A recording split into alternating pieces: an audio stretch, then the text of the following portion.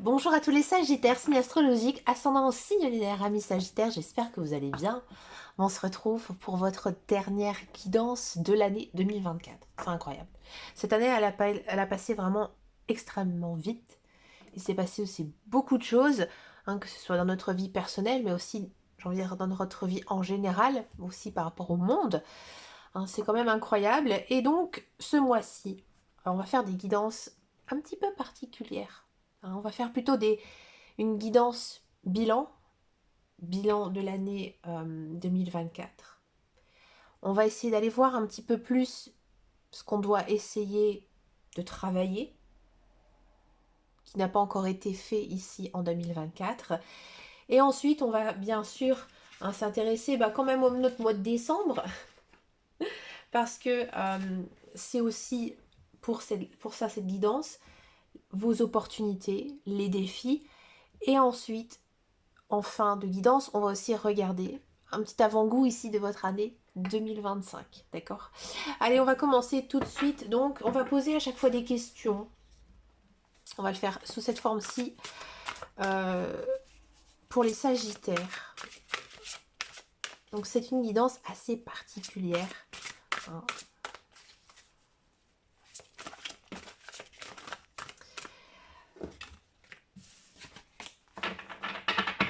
On va couper.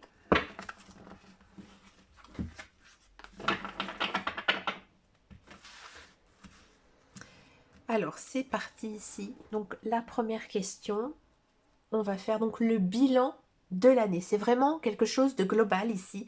Quel est donc le bilan de l'année 2024 pour vous, chers amis Sagittaires? On a ici du 10 de bâton. Alors le 10 de bâton, il indique que cette année est marquée par des charges lourdes et aussi des responsabilités accablantes. Donc peut-être que tu t'es senti submergé par des engagements ou tu as pris plus que tu ne pouvais gérer, que ce soit au travail, dans ta vie de tous les jours, ou alors dans d'autres domaines de ta vie. Il est possible que tu aies dû dire non. Non. Il est possible que tu aies eu du mal à dire non, ou alors à établir ici des limites. Donc prends du recul ici et allège-toi. Il est temps ici de te débarrasser de tes tâches inutiles ou des engagements qui te pèsent. Décembre ici est l'occasion de réfléchir à ce qui est vraiment essentiel et surtout à ce que tu peux laisser derrière toi avant de commencer la nouvelle année. Délègue aussi et accepte de l'aide. Tu n'es pas obligé de tout faire tout seul. Accepte que d'autres personnes puissent t'aider, même si tu as l'habitude de tout prendre en charge. Autorise-toi à te reposer. Si tu te sens épuisé, décembre pourrait être le bon moment pour ralentir et aussi recharger tes batteries.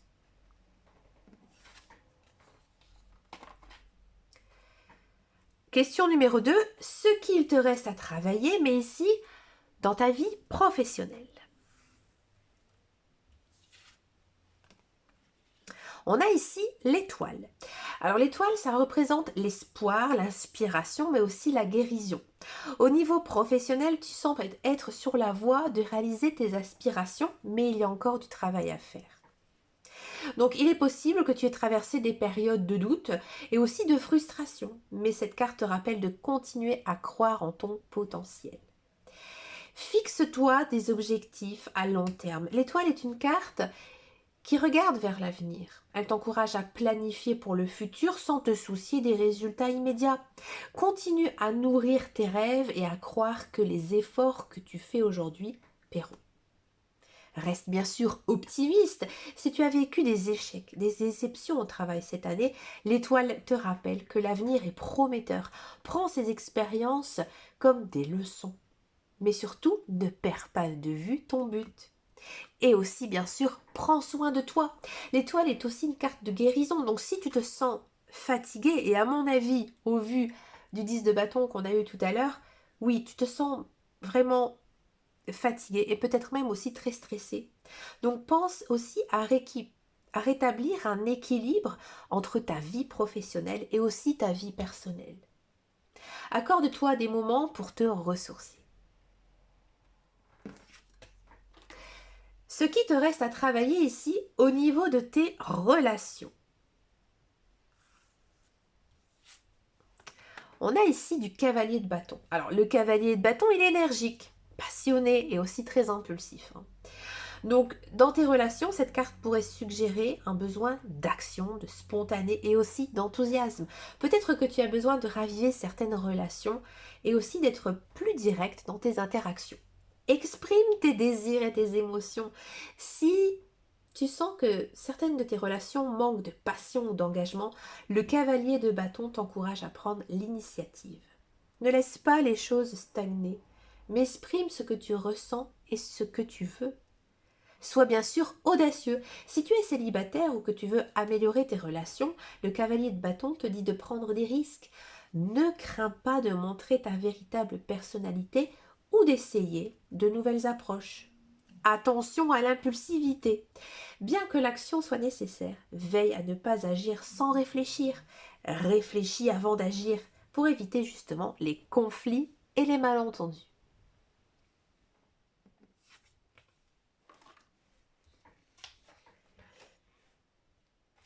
Alors, ce qui te reste à travailler au niveau de ton développement personnel, c'est une question que j'aime beaucoup.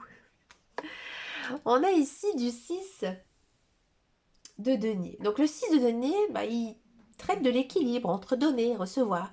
Sur le plan développement personnel, il semble que tu dois travailler sur cette dynamique. Es-tu en mesure d'accepter l'aide des autres? Donnes-tu trop sans recevoir en retour? Ou inversement, prends-tu toujours sans donner en retour? Donc là, ici, établis des limites claires. Si tu donnes trop, il est essentiel de reconnaître que tu dois parfois aussi te préserver. Cela pourrait être émotionnel, matériel et même spirituel. Donc apprendre à dire non quand cela est nécessaire. On a toujours aussi cette notion du 10 de bâton dans votre première question ici niveau global. Ici, ça revient toujours à ce point-là. Apprends aussi à recevoir. Si tu es quelqu'un qui donne constamment sans rien demander, en retour, là, il est temps d'apprendre à accepter l'aide ou les gestes d'amour des autres. Cela pourrait renforcer tes liens et équilibrer tes échanges. Cultive la gratitude.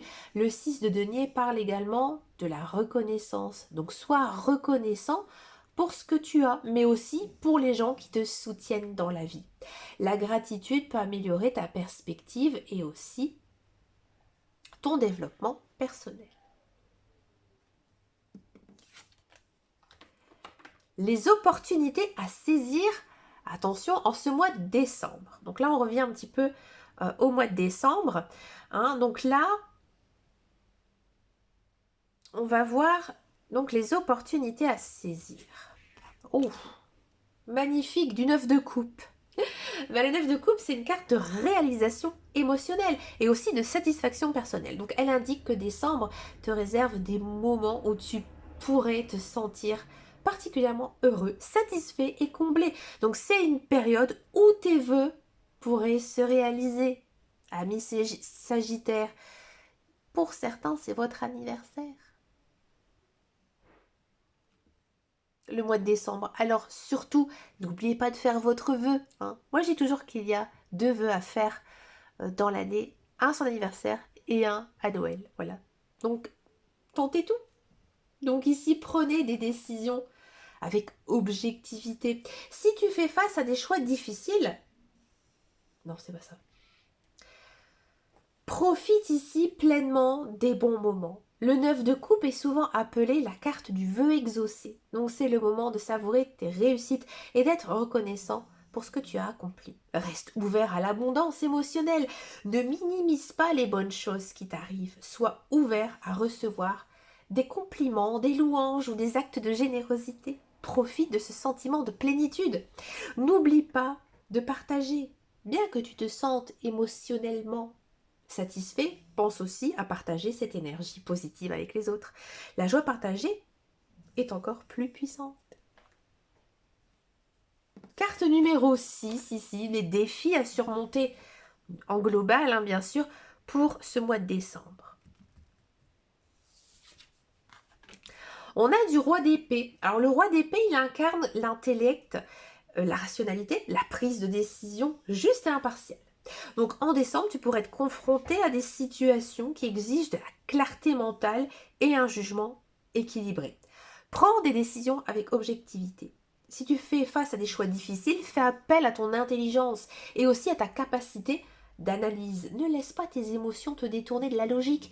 Tu devras peut-être trancher des situations délicates, mais le faire avec impartialité et aussi sagesse sera bien sûr crucial.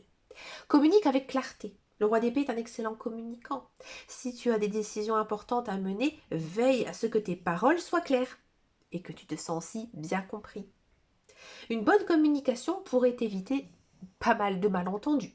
Donc reste ferme et juste. Si des personnes comptent sur toi pour prendre des décisions ou te guider, eh bien, il est important d'être direct tout en restant juste et aussi bienveillant.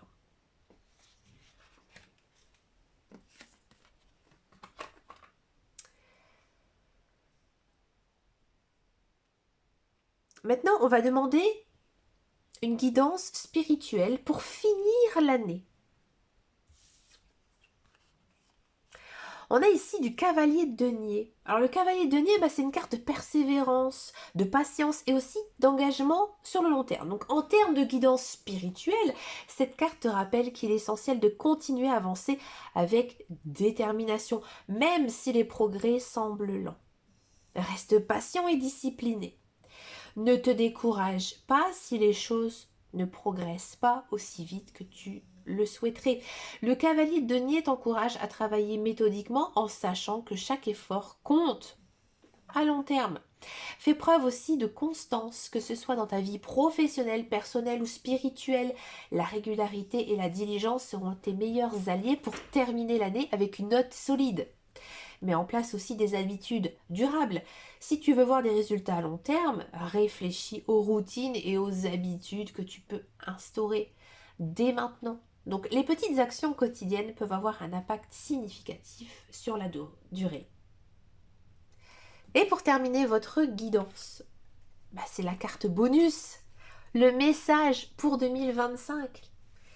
On va parler de tout. Développement personnel, amour et travail. Quelle est ici votre tendance pour 2025, chers amis Sagittaires? On a de l'as de coupe. L'as de coupe, c'est une carte de nouveau départ émotionnel, d'amour et aussi d'épanouissement spirituel. Donc elle prédit une année 2025 riche en émotions positives, que ce soit dans tes relations, dans ton développement personnel ou aussi ta vie professionnelle. Donc accueille ici le renouveau avec un cœur ouvert. L'as de coupe te prépare à une année pleine de nouvelles opportunités émotionnelles. Que ce soit un nouvel amour, une nouvelle passion ou une nouvelle connexion spirituelle, sois prêt à accueillir cette énergie avec ouverture et gratitude. Cultive aussi l'amour et l'empathie, car l'as de coupe ici symbolise également une abondance d'amour. Apporte cet amour à toutes tes interactions, qu'il s'agisse des relations amoureuses, familiales et même dans le cadre professionnel. Écoutez, chers amis Sagittaires, une superbe guidance ici pour vous. C'est chouette de terminer comme ça. Et pour 2025, ça s'annonce super génial. Écoutez, je vous souhaite bien sûr de passer d'excellentes fêtes de Noël. On se revoit très très vite. Alors c'est vrai que ces vidéos, elles vont sortir à peu près à la fin novembre. Donc, je ne vous en dis pas plus. Je referai bien sûr des vidéos pour le mois de décembre. Je vous invite aussi à me rejoindre sur Instagram si vous ne l'avez pas fait, sur TikTok et aussi sur Facebook. Je vous dis à très très bientôt dans une prochaine vidéo et surtout prenez grand soin de vous. Ciao ciao ciao.